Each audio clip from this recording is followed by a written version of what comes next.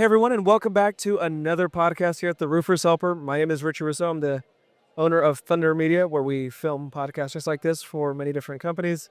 Today, I'm joined by Jason. Jason is joining today. He's one of our sponsors. We're really grateful to have him.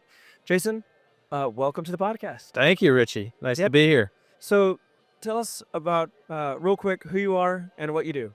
All right. I'm Jason Solomon, and I think first and foremost, I'm a father of 5 and a husband. Oh, love it. So when I'm not doing that, I am a wealth manager, and so I work with business owners, and we help people with not only managing their money, but managing their tax problem that they have when they're successful. Super cool. So, tell me the story. How did you get from going out of, I don't know, kindergarten to this point? That's so funny. I played sports when I was young. Okay. And I had no interest in the future other than playing in the NHL and playing hockey. And of course, that didn't plan out. And So where'd you grow up? Michigan. Michigan. Okay. So not Traverse City, Michigan. A little shout out. here in Texas, we don't have dreams of joining the NHL. Generally. Yeah, Stars. That's true, but it's just not something. It's not like a backyard sport like I'm sure it is in Michigan. Absolutely. So went to college, decided to quit hockey, and Okay. had no idea what I was doing. My brother was a financial advisor. I still didn't know what I was doing. And graduated college with a business degree, concentration in finance. Okay. Just went on some interviews for practice. Ended up taking a job with an insurance company, and that's how it started. That's how it evolved. Super cool. And timeline-wise, you've been doing that for how long? Yeah, so I graduated college in 2003. Okay. I got my first insurance license in 2001, and I think 2005 I got my securities license, my first securities license. Super cool. So investing looks different when you started than today. To some extent, Yes. what I can tell. Yes. I would love to hear your perspective on that. What's changed? I mean, there's a lot of ways I could go with that question. Or a statement. Well, we're here with contractors. Sure. And that's always a unique subset of people. Yeah. Especially here at the SRC Summit, where we've not only got contractors, but we specifically have contractors who are focused on storms. And while feast and famine is a normal concept of business, Yes. it's exacerbated in the storm restoration market. Absolutely. So to that point, I think that's a great segue into people who come into a lot of money. Oftentimes, the way you described, unfortunately, there's not a plan. More often than not. Okay. And so what we end up seeing is you'll get a high concentration in these new, hot, exciting things like crypto, for example. And where a professional like myself may say, hey, I'm not going to invest in crypto on your behalf, but if you want to throw 2% of your portfolio in something like that, that'd be okay. Instead, you see somebody comes into a check or a year where they have $3 million in the bank and $2.5 million might go into crypto. And when it's good, it's great. And when it's bad, I mean, gosh, I've heard 3 stories now about people who have completely lost their money just from being locked out of their account or somebody hacked into their account. But not even necessarily even a bad investment, just an unsecured. Sure. Yeah. Crypto is to be determined in my mind. Certainly in the position that I'm in, it would be a huge liability to me to invest a big chunk of somebody's money there. But yeah, just the safety of their money. Again, these are stories. Like I don't invest in crypto myself, but 3 stories I've heard just on this week alone where people's money have been stolen. So what was wealth advisors, obviously you've got a general expanse of people to serve. What brings you to the SRC Summit specifically? Sure. So I find that more often than not, business owners are focused on working on their business, and very rarely are they focused on not only their financials for the business, but also their personal wealth. Okay. And so what ends up happening is more often than not, you see that they miss basic tax strategies and they miss out on having a diversified portfolio of investments. So when you talk about taxes, that's a scary word to me. Sure.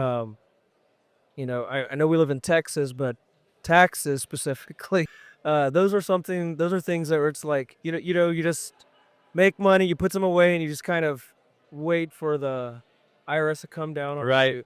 I'm assuming that's probably not the strategy you recommend? No, I wouldn't necessarily recommend that. I Can you think, talk about like maybe to contractors specifically what you recommend? yeah, I mean, there's a lot to that. I'll start with this. Structurally, it matters. So if you're structured as an LLC or an S-Corp or a C-Corp, Okay. all that matters. It matters now, but it also matters later when you go to sell.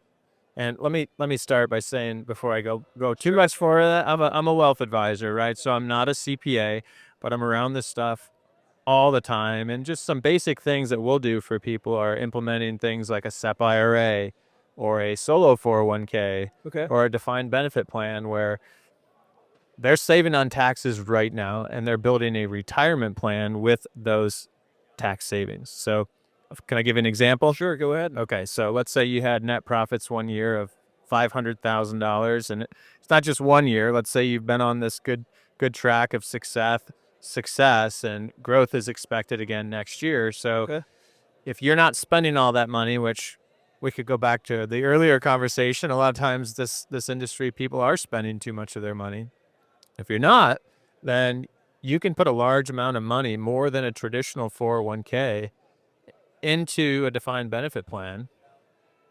And that money doesn't show up on your tax return, but it shows up in your account. Interesting. Yep. Now, there are things that you can and can't do Sure. with a defined benefit plan. So it's a retirement plan. You're not going to be able to touch it until later, much later. Okay. And I mean, I think a big part that you're addressing isn't just the plan, and it's just the actual knowing that this is even an option. Because, uh, I don't even know. I'm worried about selling, like you said, the next job, taking care of the marketing, the things that my business needs. I'm necessarily worried about where my money is going. Sure. How soon do I need to start thinking about this? Because I always feel like a wealth advisor. I'm like, well, you're going to manage my 2 cents? Yeah, exactly. You know? Exactly. I mean, how does someone make that transition from, I've got nothing right now. When do I start talking to a wealth advisor? Do I need to have wealth first to be advised about? Yes and no. I mean, I think if you put a little bit of money away Okay. every year, you'd be surprised after 10 years, 15 years, how big that account can get.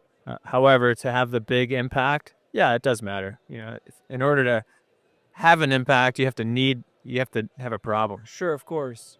So you start out in your solopreneur journey, you start hiring people, and now you're thinking about the future. Like I guess there's like a mindset shift as you start to approach this the wealth strategy side of things, right? Yeah. Yeah, I think everybody here is different. Can we agree? Of course. I mean, there's a lot of different personalities here. There's a lot of different business types. Or not types. Everybody, for the most part, is a contractor or a roofer, but they run their businesses different. Yep. So I think for me, it was automatic. I graduated college. I started working in and around life insurance and annuities, and that evolved into mutual funds and ETFs. All I've ever known since college is this. Okay. What I think normally happens is people have some type of a life event. Maybe a parent passes away, maybe a friend passes away, and they say, oh my gosh, like, I haven't done anything. Or I've got all this money. I've got $700,000 sitting in my checking account. Maybe I should try to do something better with that. Did I answer your question? Yeah, no, that's yeah. So it's better though to kind of have an idea of where to go first before you get into the position to where your friend comes in. He's like, "Hey, if you buy ETH right now, Yeah. we're gonna go to the moon together," and then you're both flipping burgers next week. So funny you said that. I've already heard a few stories about that. Somebody who put $100 in and they cash out for $2,000 like 48 hours later. It's so common. It's so common. And if you go back to somebody like Warren Buffett, or if you just go back to very basic investing strategies, most people are going to talk about putting your money, like Warren Buffett will say, you're never going to know enough about investing to where you're educated enough to invest. So put your money in an S&P 500 index fund and forget about it. That's 500 of the most well-represented companies of the United States. You don't have to do your homework. And you're not trying to hit home runs. You're trying to win the long game. Yep. And if you're investing $20,000, $30,000 a year, again, you compound a little bit of interest over 10, 20, or 30 years. It's unbelievable how big that amount of. The more you share, I'm starting to get like this feeling that you're not actually selling me things I don't know. kind of like a fitness coach almost. Okay. You go start to realize like, oh, it's not like You just need to do it. I just need to do it. And when you're working with a wealth advisor, it's like working with a fitness coach. The chances of you doing it and doing it right and then sticking with it are much higher. Is that the case? Well, yeah, for me, Not to belittle it, but I mean, the greatest of the best athletes have coaches. they do. They do. And I think you got to start somewhere. Yeah. I'm not working typically with people who are just starting. So I've been in this business for a long time now. I mentioned I started sort of on the life insurance side in 2001. That was 24 years ago, which is crazy to think about. It is crazy to think about. And Quarter of a century ago was 2001. I know. Yeah, good time to start, right? Tech bubble blowing up. Oh, man. So I'm typically working with people who have a net worth that's more than $1 million. Okay. So they have already they've already amassed a certain amount of money, and they don't know what to do with it. They've already been burned on some type of whatever the next best thing is. Yep. They want some professional coach to come in there and discipline them. But also, we do some different strategies with the money that's invested. I actually manage the money that my clients have invested. So I'm in charge of those decisions. And you say that as if there's people that don't do that? Yeah, I think the most of the time you're going to talk to somebody that somebody has a team in place that is either, the mutual fund managers or whoever they may be. I'm actually pulling the trigger on all the investments inside of our actively managed portfolio. Interesting. Okay. Yeah. And what's your general strategy? Is it different for each person or? Mine's not. No, mine's not. In fact, my money's in there as well. I'm a big believer in a hedged growth strategy. So we use the S&P 500 actually, but what makes it a little different for us is I put some protection in place. Okay. Put options are in place. Why?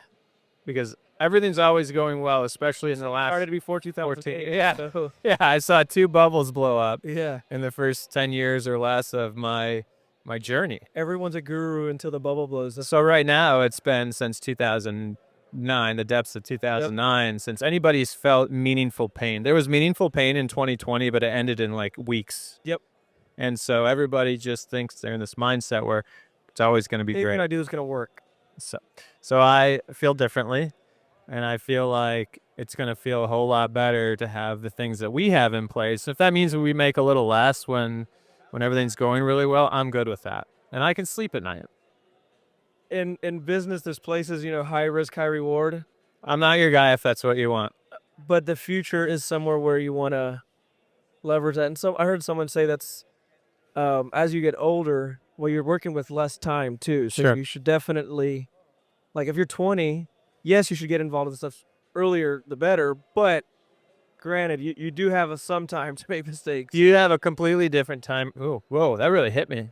Jeez. Got an MMA guy in my booth. I thought he was coming at me. It was just the microphone. People that I primarily work with outside of business owners, they're either close to retirement or they're retired. They've built up $1, $2, $3 million, and their major goal is not to lose it. Got it. They want to go to the beach. They want to go to Florida. Whatever they like to do, go golfing, and they don't want to spend every day waking up and wondering what the market's doing.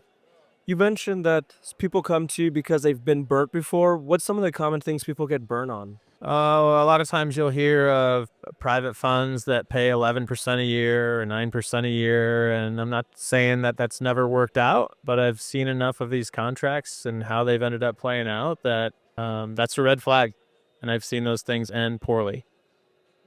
Someone comes to you and they say, yeah, I did a private fund. Red flag. My readers, yeah. I'm feeling it. I want to know more. I want to dig into it. It's not just that it's a private fund. It's what the private fund is promising. I see. Yeah, it's not the structure itself. I see. It's more about, they guaranteed me 12.5%. And then I'll go, okay, well, did you know that before this big bubble that we're in right now, the S&P averaged 8.5% per year?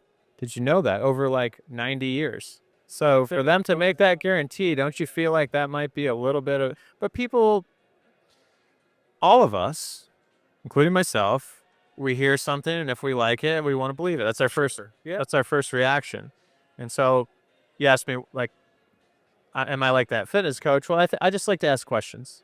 I ask a lot of questions, and it may make a few people angry, and that's fine. I just want to know more. Yep. No, 100%. You were gonna share some other things you notice people go wrong with besides the Sure. fund. Trading themselves. That's a common one. But I can just sign into Fidelity Investments and start trading. Yeah, I think there's a lot of people that can do that. And then I think there's a lot of people, probably because of their personality type, where that's not going to work for them. It's a And different world, an investment versus being an entrepreneur. oh, yeah, that's a completely different world. So, can you talk a little bit about that, like the mindset that goes into? So I'm like I said, I can start a Fidelity Investments account. I can get in. I can start clicking buttons. I can watch a couple of YouTube videos. What are some reasons why I should probably not do that? I'm not saying that you should not do that. I'm just, the stories that I usually hear are, hey, I learned about trading options and I made $180 yesterday, or I made $20,000. The other day I was somewhere, and this guy was talking about $100,000 that he made on his option. He's one of the few though where he came back and said, then I lost $100,000 the next day, because that's typically what happens. They're not looking at the big picture. They're looking at trying to get rich quick. That guy hit me again. Did you see that? There's Italian, right? I have some Italian. So I think it's 25%. there might be some energy you attacking energy. Yeah. No, so if I'm about to look at the Fidelity Investments, or whatever, I should stop and consider what. Okay. First of all, I always have to make a disclaimer, right? Go ahead. Past Oh, performance isn't guaranteed future results, and if you invest in anything at all, there's a chance you're going to lose money. Yep. But we'll just default to Warren Buffett's advice. Do you know how PE ratios work? No. Do you know about the Sharpe ratio? There's so many things, right? Technical analysis, fundamental analysis. So the answer is no, correct? No. All right. So you should probably, when you're building up your wealth in the beginning, you should probably shove it in the S&P 500. If you really don't like risk, if it makes you really nervous, instead of putting all your money in there, you choose a percentage. So, for example, if you were putting $20,000 a year into an investment account, maybe you put $10,000 in. So if there's an atrocious year that happens, you've got this cash sitting there. Yeah, it's only making 4%, but the other side, it lost 50. And at least it It's was only half your money though, so it's 25% loss. You have all this cash that you can put to work theoretically at a really nice price, right? So I mean, there's so many different ways to do it, but that's part of why it's hard to do it on your own as well, because you're not thinking through those scenarios. Yeah, but I'm getting jacked up here. I'm excited. Yeah, well, what I'm wondering is the future of finance is like you're saying, the bubble hasn't burst in a long No. time. And everyone has these theories, and there's never been more like people out there with like all kinds of proof of concept, because well, or at least they think it is, but it's not stood the test of a real recession. Absolutely. And I hear a lot of this lately too, Okay. I do it on my own. Yep. Okay. And I'm doing really well. I've averaged this over X amount of years. And then my next question always is, when did you start investing? And it's usually like 2016 or 2018. That was a beautiful time to. So it's like, oh, when the market did, I don't know what the number is off the top of my head, 300%. Like, Yeah. you're enjoying that? Sure. Yeah. But it's scary. It's emotional. Look, and all the jokes aside, it's an emotional roller coaster. You know how business owners are going through their highs and lows? It's the same thing. And people haven't opened their statements in a long time, where they look and they say if they have $1 million, that now it's only worth $500,000 in just a short period of time. Ouch. That hasn't happened, and that is an emotional nightmare. That's part of why I do what I do and the way I do it. So you're mitigating that, which is the chances of that happening are increasing daily. In theory. In theory. In theory. That rubber band can stretch pretty far, as we've learned. Learned. But surely there's, well, I guess what I'm betting against, if I'm not using some advice of some sort, of what I'm betting against is I'm betting against a lot. And I guess that's just an unwise overall strategy to this. You're never going to time the top. You're never going to time the bottom. What you have to understand as an investor is who you are. And what can you handle when it doesn't go your way? Most people, under most circumstances, all they're thinking about is that best case scenario. And if you can put yourself in the situation where it's not going your way, how comfortable are you with that? Like, what if it doesn't go your way and it doesn't get back to your number or whatever that was for 1 year, 3 years, 5 years? Are you going to be able to handle it, or are you going to pull everything out at the what could be a bottom? So the fear, I guess, that I might have is, well, if I would have done it myself versus you, I might not have gained as much, but what I could lose is so much more Sure. potentially. But do I actually miss out on like if the market goes up, don't we all still win? We all still win. Yeah, I mean, It's not like you whose house is bigger, yours or mine? Or who's, is my car, 38,000 or Sure. 55,000? The car's still getting us where we want to go. Again, that's personality, right? And it's funny because my business is primarily like 60 to 70% of my business is just fixed income solutions. Something that's simple and safe and doesn't charge any fees. But we can rely on somewhere between 4 and 6%. And those are my happiest clients. The other stuff that changes and moves. Yeah. It's like if you're up 19 and the S&P was up 21, how come I didn't get that extra 2%? That's a tough business to run. I learned that pretty early. Okay. So, and it's funny because the black and white things though are these really simple. They're not simple. They're simple to me, but just these retirement plans that business owners can use. Self-employed people. You could be self-employed making $500,000 a year, and you can deposit money into a retirement plan. Cut your tax bill now, but that supercharges your retirement really quickly. Those are the things. You don't have to earn 60% a year if you're able to put 50, 100, or 125,000 in a place where it can earn steady interest. So, not to keep using the health coach analogy, but like, what's the, in health, it's like just eat better, move more, right? And I know that there's a whole industry that actually goes into the nuance of all of that. But what does that look like for finance? A business owner or for finance? Let's talk about business owners. Yeah, Is that all right? Yep. So I think in my experience, and this is my second trade show, by the way, full disclosure, but in my experience in these trade shows, I would bet a large amount of money that these business owners are not spending an hour a month going through their company financials and then also their personal financials. And it's really important. An hour a month is a good start. And maybe you can expand that to 3 hours a month. Because ultimately, what are we trying to do? Like, does everybody want to put roofs on a house for the next 70 years? Most of these people that I'm talking to would like to exit in the next decade or less. Yep. And you're not going to be able to do that if your financials are not in good order. So we can help with that as well. Just looking at the state of where you're at is a start. That's the start. And even we're going to back it up even more in this industry because I think the majority don't even have the right information coming to them. And I don't mean that as a... I mean that their financials are wrong. In what way? But information's wrong. They're looking at bad data. And maybe they know that's... I have a feeling like some people already... They don't know that. They have a feeling that, so that's why they don't look too. Maybe. But that's a huge mistake. I mean, that's a huge mistake. It's like, I don't want to step on the scale because... Yeah. I want to eat this donut, and I want to drink this pop. I want to smoke this cigarette. I want to drink this beer. The holidays, I don't need to... Now's not the right time. Let me give me... It's the same thing. Yeah. Yeah, and before you know it, you're dead. Younger than you wanted to be. Right? I mean, ultimately, I hate to say it that way. 65, 70, and you've got nothing. Yeah. Listen to Dave Ramsey's show, and people are always... Yeah, what's the percentage? So Scott, who's here with me as a SmartVestor Pro with Dave Ramsey, and I don't know what the number is, but I'm sure Dave says it all the time. Like, what percentage of people have nothing in savings at 65? It's remarkable. And a lot of the people who are here, the guys and gals that have successful businesses, they may have a couple $100,000 in their bank, but the way that they live, that's nothing. And they're on track to have nothing at 65. I am like doomsday here, man. Let's talk about good stuff. Oh, let's talk about the good stories, the guys who are exiting, the girls who are exiting. Well, and that's a great point because there's, like you said, once you look at it and you come to grips with where you're actually at, now we can say that's not where we have to live. There's another way.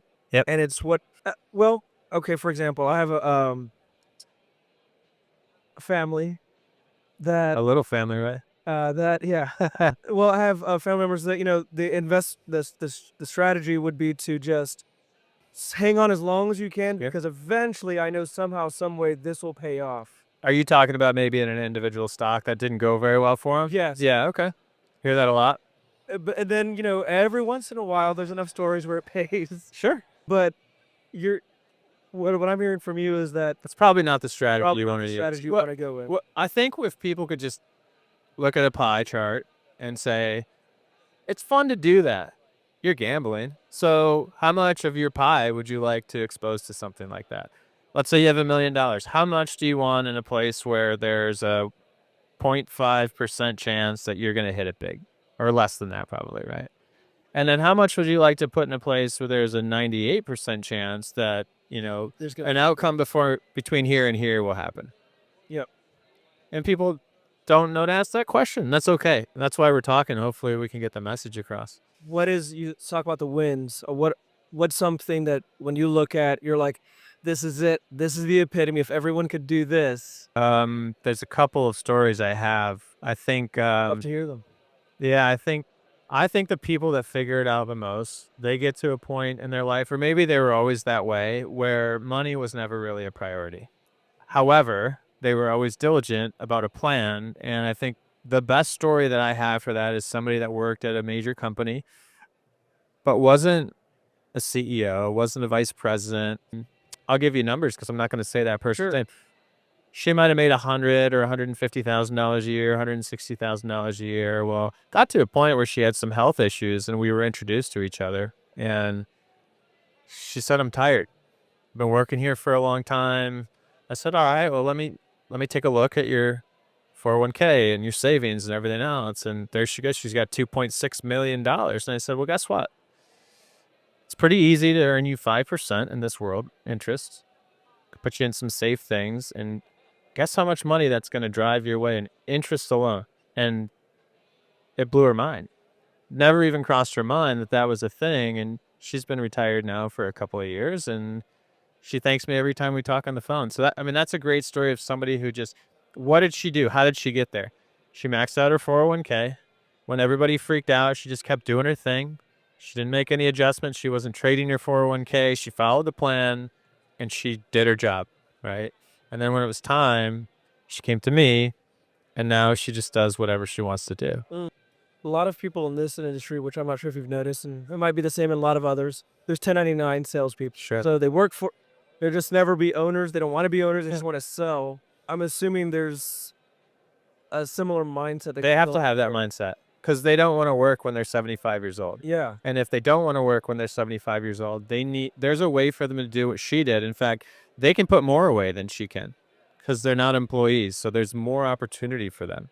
Let's look at like a chiropractor. I know this is a roofing show, but Sure. chiropractor is a perfect example of somebody who, I know a lot of chiropractors that make $400,000 or $500,000 a year. I bet there's a lot of roofing salesmen that make $300,000 or $400,000 or $500,000 a year. Take $100,000 a year and put it into a retirement plan and check back in 10 years from But now. then I can't live like I'm making $600,000. Then go make $7. I bet the owners that they work with would be happy to then go make $7.